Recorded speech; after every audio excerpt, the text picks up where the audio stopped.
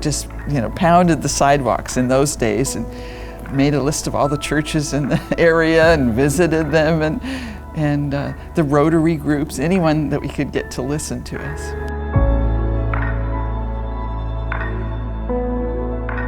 We were lucky to build maybe 2-3 houses a year, maybe.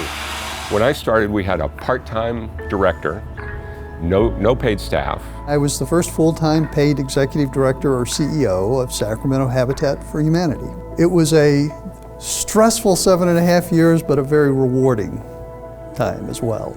We had so little money in the bank, in fact about 3 times more bills on my desk than we had money in the bank. We were a mom and pop organization. We were building a house or 2 a year, well-meaning people. We just didn't really have any business practices, systems, policies and procedures in place. Over that time, we put those in place, become a nonprofit with a heart, but also with a business sense. I look back on it and think, with all the things that needed to be done to make this go, it's miraculous what can happen.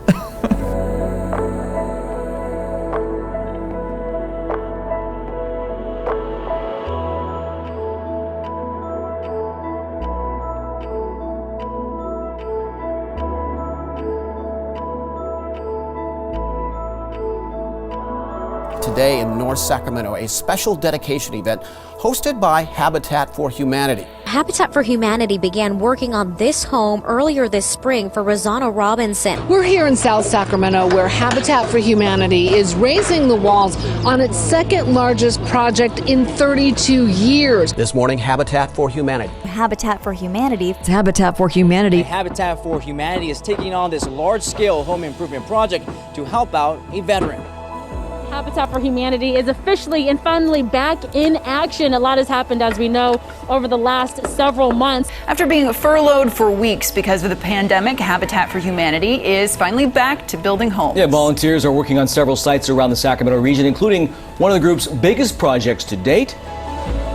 At Habitat, we have a saying: it takes a community to build a community, and this property is a great example of that. This property may be currently seen as an eyesore here in the neighborhood, but it won't be that way for long. What will soon stand here on this now vacant lot is a community of Habitat homes. As we look forward to the future as Habitat for Humanity, we look to build bigger. We look to make a bigger impact. We look to do more. And we know that we can do it, because time and time again, our local community has stepped up and shown us that they can help make it possible.